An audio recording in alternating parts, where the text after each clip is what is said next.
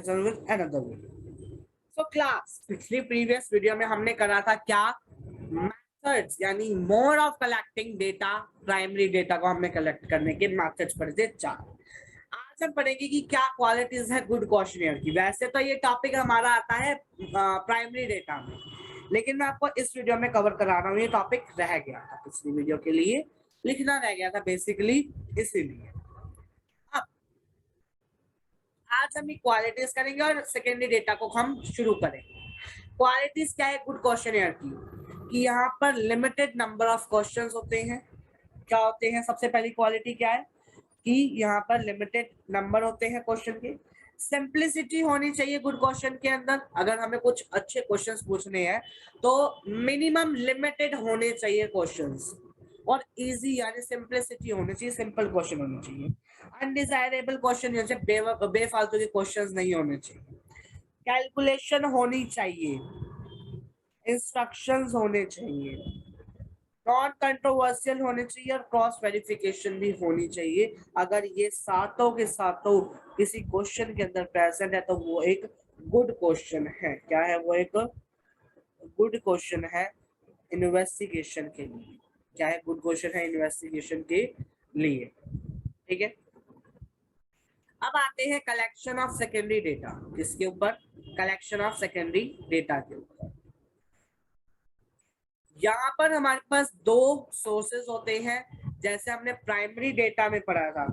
जैसा कि हमने प्राइमरी डेटा में पढ़ा था ना, कि प्राइमरी डेटा में भी हमारे पास क्या होता, सॉरी, हमने जैसे डेटा में पढ़ा था कि हमारे पास दो सोर्सेज होते हैं, प्राइमरी सोर्स और सेकेंडरी सोर्स। सेकेंडरी सोर्स में भी दो मेन सोर्सेज आते हैं हमारे पास। पहला आता है पब्लिश सोर्स और दूसरा आता है अनपब्लिश सोर्स। बेटा अगर बैकग्राउंड में नॉइस आ रही है तो प्लीज इग्नोर दैट, थोड़ी बहुत आ रही होगी ड्यू टू व्हीकल्स, ठीक है ना।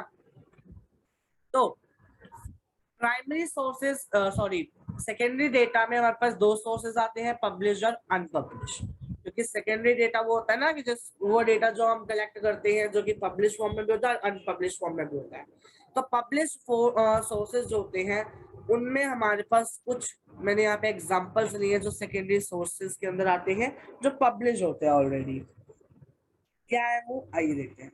जैसे गवर्नमेंट पब्लिकेशंस होगी, सेमी गवर्नमेंट पब्लिकेशंस होगी, रिपोर्ट हो गई कमेटी और कमीशंस की, ट्रेड एसोसिएशन की पब्लिकेशन हो गई, रिसर्च इंस्टीट्यूशन की पब्लिकेशन, जर्नल्स हो गए, पेपर्स हो गए, पब्लिकेशन होगी रिसर्च स्कॉलर्स की, इंटरनेशनल पब्लिकेशंस। ठीक है। अनपब्लिश में क्या होता है? In order to assess the reality, suitability and adequacy. कुछ पॉइंट्स को हमें अपने दिमाग में रखना चाहिए। कौन से हैं वो 5 पॉइंट्स? आइए देखते हैं कि जो हम कलेक्ट कर रहे हैं डेटा को, उसकी एबिलिटी होनी चाहिए ऑर्गेनाइजेशन से कलेक्ट करने की, ability of the collecting organisation, method of collections होने चाहिए, एक्यूरेसी होनी चाहिए, ऑब्जेक्टिव होने चाहिए, स्कोप होने चाहिए, और यूनिट जिस चीज की हम कलेक्ट कर रहे हैं उसकी डेफिनेशन होनी चाहिए। दो इंपॉर्टेंट सोर्सेज हैं सेकेंडरी डेटा के, उनको स्टडी करते हैं। ये दो हैं और ये मोस्ट इंपॉर्टेंट टॉपिक है आपकी इस चैप्टर का, कह सकते हैं। ठीक है, आइए स्टार्ट करते हैं अपने इन इंपॉर्टेंट सोर्सेज को सेकेंडरी डेटा। पहला है सेंसस ऑफ इंडिया। पहला क्या है? Census of India. तो सेंसस है इंडिया का, वो क्या है? एसेंशियल पब्लिकेशन है गवर्नमेंट ऑफ इंडिया के लिए। ये किससे रिलेटेड है? पॉपुलेशन साइज और डेमोग्राफिक चेंजेस से। ब्रॉडली इसके अंदर हम कुछ स्टैटिस्टिकल इंफॉर्मेशन को इंक्लूड करते हैं, जैसे कि क्या है वो? जैसे हो गया साइज, हो गया ग्रोथ, हो गया डिस्ट्रीब्यूशन, होगी पॉपुलेशन की। पॉपुलेशन के क्या प्रोजेक्शंस है, क्या डेंसिटी है पॉपुलेशन की, उसको इंक्लूड करते हैं इसके अंदर। ये था हमारा सेंसस ऑफ इंडिया। फिर आया एनएसएसओ, यानी कि क्या? Reports and publication of national sample survey office. NSSO क्या है?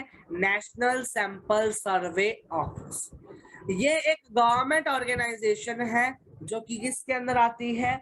Ministry of statistics. मिस्त्री नहीं है ये, मिनिस्ट्री ऑफ स्टैटिस्टिक्स के अंदर आती है और प्रोग्राम इम्प्लीमेंटेशन के अंदर आती है। जो ऑर्गेनाइजेशन कंडक्ट करती है और कलेक्ट करती है वो क्या है, बेसिक स्टैटिस्टिक्स इंफॉर्मेशन है, जो कि रिलेटेड है किससे, वैरायटी ऑफ इकोनॉमिक एक्टिविटी से। किससे रिलेटेड है वो, वैरायटी ऑफ इकोनॉमिक एक्टिविटी से।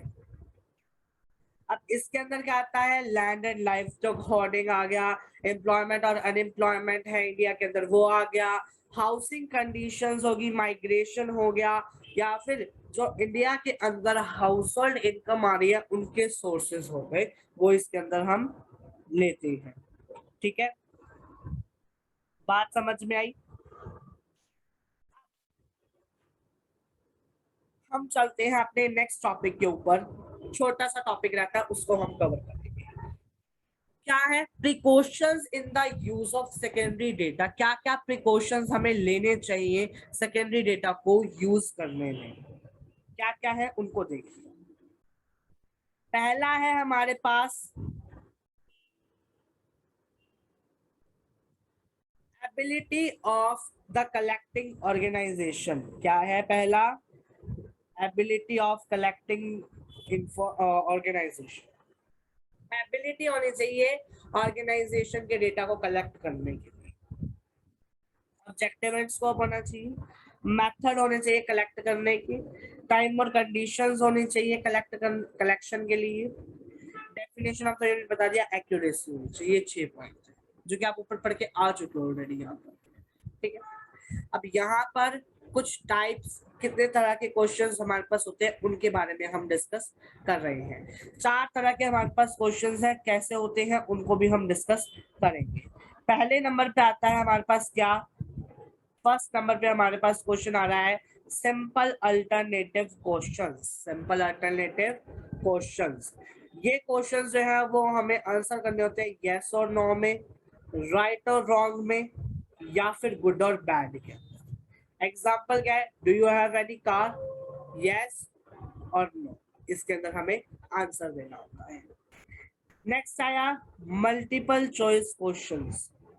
इसमें क्या होता है, when there are various possibility of a particular event, MCQs जो है वो जनरली आस्क किए जाते हैं। इंफॉर्मेशन जो, यानी जो इंफॉर्मेशन दे रहा है उसके रिगार्डिंग उसको टिक करने होते हैं, टिक मार्क करने होते हैं जो उसको लगता है कि ये फिट है।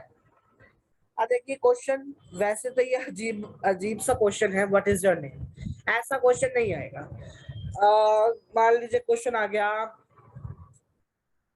कह सकते हो what is your age, age का आ सकता है कि आप 0 to 18 के बीच में है, या फिर 19 to 25 के बीच में है, 26 to 36 के बीच में है, या 36 अबव है, या 50 अबव है।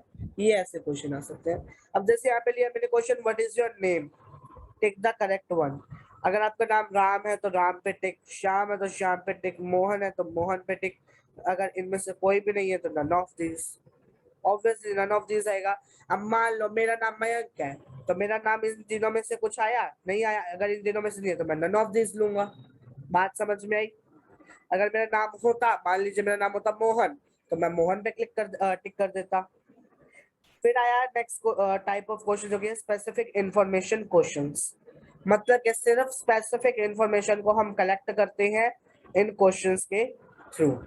जैसे कि कौन सी क्लास में आप पढ़ते हो, जैसे कि 11th में आप पढ़ रहे हो तो 11th, कितनी पॉकेट अलाउंस मिलता है आपको, मैंने कहा मेरे को मिलता है महीने का 600, 600 ही मिलता होगा या 500 मिल जाएंगे, इससे ज्यादा तो कोई देता नहीं होगा पेरेंट, राइट।